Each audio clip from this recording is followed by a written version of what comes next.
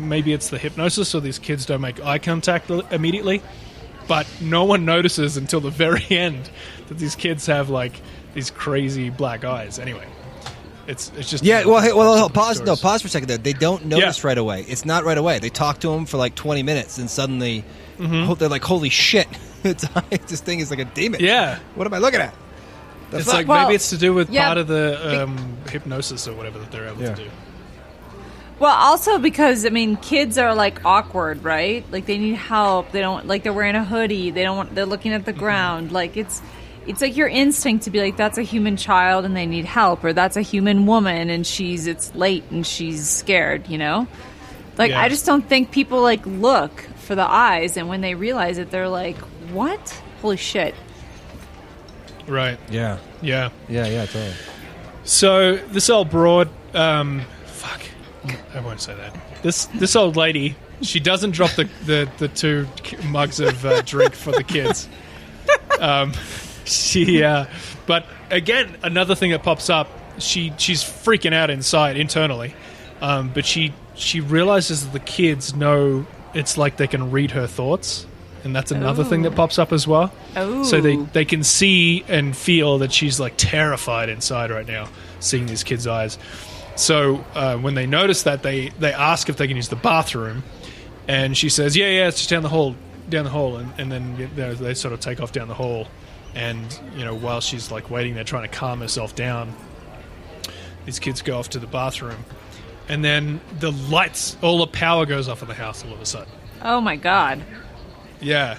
Ooh. So yeah, and there's this bit where she's like looking through the house, and the kids are. She looks down the hallway, and she just sees the 2 kids in the darkness. Their silhouettes just standing there down the hallway, looking at her. And I was like, "Fuck that! No bueno." Yeah. Oh. Anyway, actually, just before that, her husband is like sitting talking to the kids. Yeah. Anyway, that happens. Anyway, it happened. Okay, moving on. Yeah. So her husband was like, when she was like doing the hot cocos in the kitchen, her husband was talking to the kids, and he was like trying to get something out of them, and they just kept repeating, "Our parents will be here soon. Our parents will be here soon." Yeah, that one. Stop. Fuck. Chills. Anyway. So when she comes out, she sees her husband with his head in his hands, and she's like, "You all right?" And he's like, "I feel super, super dizzy right now." Ooh. And he can't work out why. And then during that time, his nose starts to bleed. Whoa. And she's and now they're like freaking out. Like she's like, "All right, it's something to do with these kids. We need to get them out of here." So she goes to get her husband some tissues, and the kids. Long story short, the kids end up eventually like saying, "Oh, our parents are here," and our parents are here. Sorry, our go for it, Melissa. Our parents are here. Why did they turn English all of a sudden? Anyway, so they ran to the. Our parents are here. And now they're drunk in English. Hear ye. Anyway, so they go to the front door and like open the front door and shoot out the front door, leaving the front door wide open. And the 2 parents sort of get up and look to the front door, and there's a black car that's pulled up in front, and 2 men in black suits. Men in Black, maybe? I don't know. What are these? The kids of Men in Black? Is that what the hell is this? Holy shit! Yeah. This story is fucking crazy, man. And then the kids get into the car, and they said there's a like 30 seconds to a minute of the parents and these black men in black staring and looking at each other, where they just say nothing and they're just looking at each other.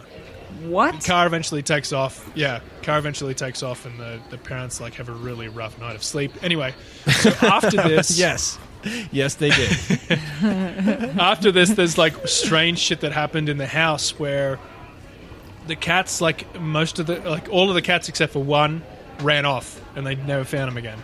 And the one cat that stayed had all these like horrible problems. They found him in a puddle of blood on the kitchen floor. He'd just like been vomiting blood and just died, I guess. God. Had some sort of hemorrhage inside him. Did they get the house cleared? I mean, Jesus. I don't know. I don't know if they knew what to do after this. They were just like, it was just one thing after the next. The husband was diagnosed with this really aggressive skin cancer all of a sudden. Like, and the doctors asked, do you use tanning beds? And they were like, no, we're like 60 years old. We've never used a tanning bed in our life. And he's rarely out in the sun. He works in an office kind of thing. Yeah. So there's another thing that kind of turns up with like UFO stuff, the radiation kind of burn kind of thing. Wow. Which was interesting. And what else? He had like all these like health problems, and she says she had these continual headaches and bleeding noses, and it wouldn't go away, and it was just a constant like dizzy spells, all sorts of stuff. Oh shit! Anyway, so crazy story there. That's basically the end of it. I don't know what happened to that lady afterwards, but I don't know if she got anything cleared, but she said she's just a mess. She's just like, I don't know, bleeding from all orifices. She grew a second vagina, like just nuts. Oh my god! I assume that's what happened. Better the pleasure. Yeah, she didn't say that, but I assume. Yeah, secondary vagina turned up. Yeah, it was implied. What do you do with a second vagina? What do you not do, Melissa? Yeah, what do you not do? Shit. Okay. You tell me what you do with a second vagina then. No, you go first. No. I asked. I was confused. I don't know what I would do with a second vagina. I'll tell you what I would do. No, I'm not going to tell you. Yeah, exactly. No. You guys don't have an answer. That's between me and my second vagina.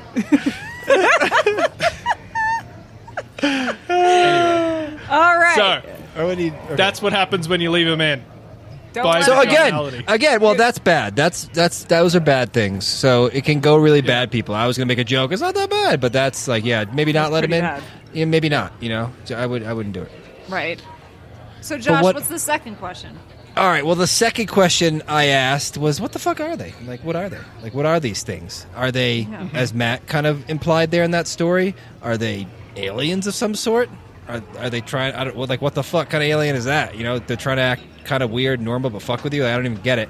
Or are they demons? Are they what I like to call interdimensional baddies? Because the word demon's just loaded with like so much fear. I'm even scared of demons, but I'm not that scared of an interdimensional negative entity. You know what I mean? Like, it just, when you make it scientific and you understand it instead of shrouding it with religion, like religion's done a great job identifying these things and pointing at them, because I think they are real.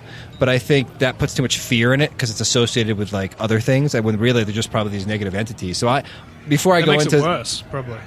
It makes it worse. I think knowing that they exist, but maybe what they are, it takes the fear out of it, even if they're dangerous still. So that's where I'm at. So I think they're demons. I think these things are demons. I have some really flimsy evidence, but fun evidence to support that idea. And I got something even crazier. I'm not going to do the whole story. Best kind of evidence.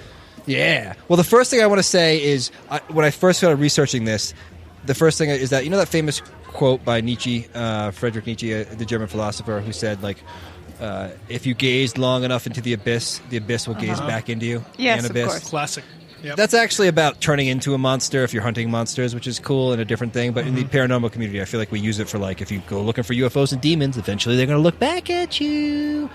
And I found... Our parents will be here soon. The sing-songy voice. I can't Stop do that. it. Yeah. You should talk like that for 1 week straight after you lose a bet. I'm going to figure it out. So...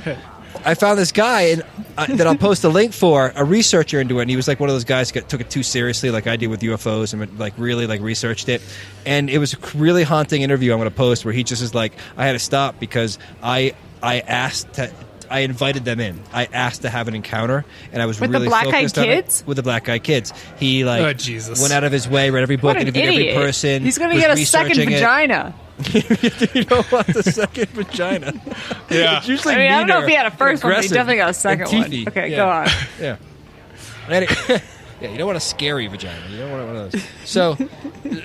So this guy was terrified because one night he got a knock on the door from a teenager, pale skin, all black eyes, classic black eye experience, and he was just like, I no longer will look into that stuff. And I have a couple friends who are just like that with paranormal stuff. They're like, I will not look into it for that reason.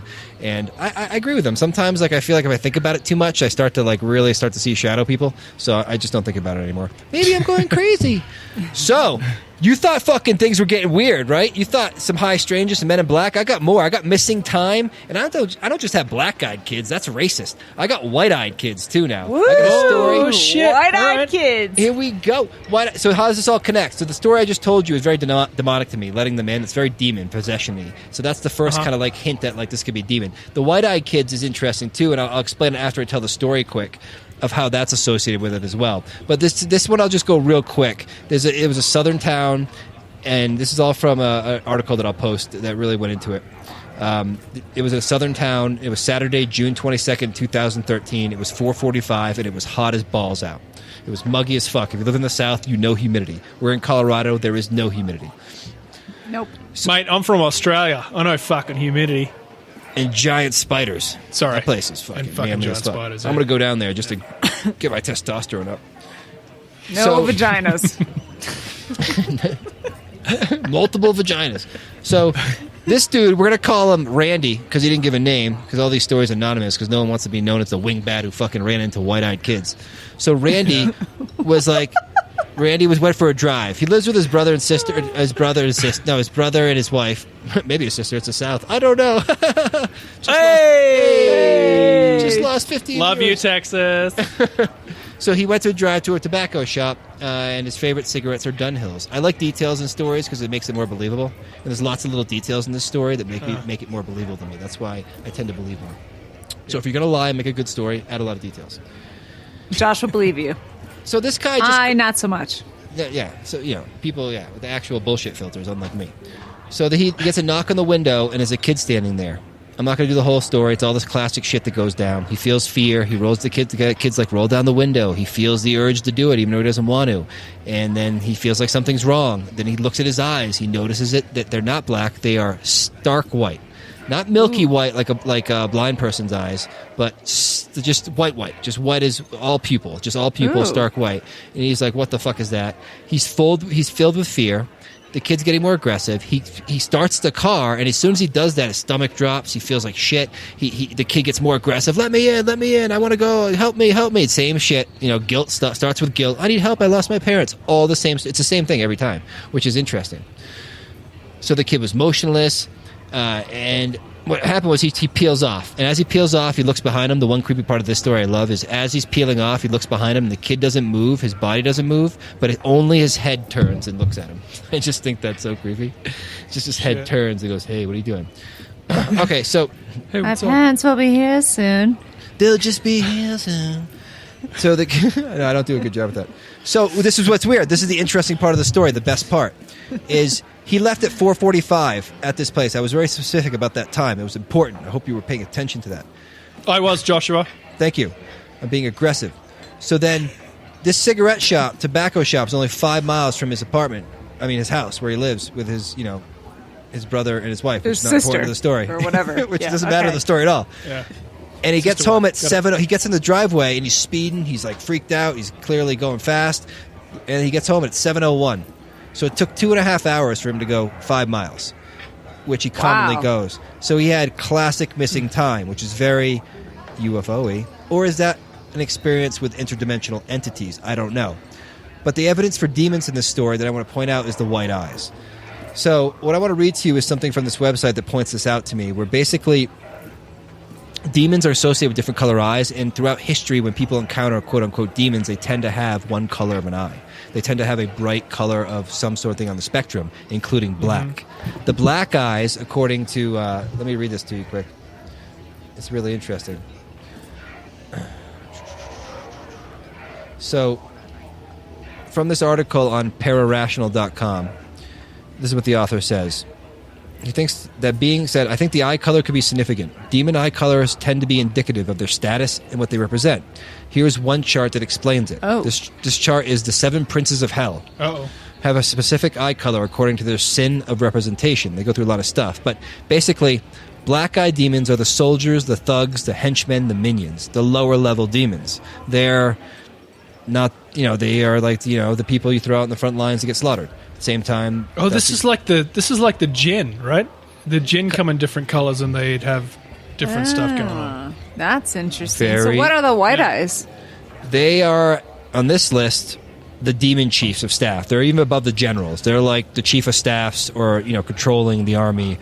People in the situation room. They're the chiefs of staff. They're the head demons, I think, below like the main demon, whoever that is, devil, or what do you want to say, whatever terminology you want. So this guy encountered a white-eyed kid, and the missing time was interesting because it was a little different. It was a little heightened. So this thing might have had more power. It might have wanted something. Again, though, I would say these things are demons. Again, I don't like using the word demon.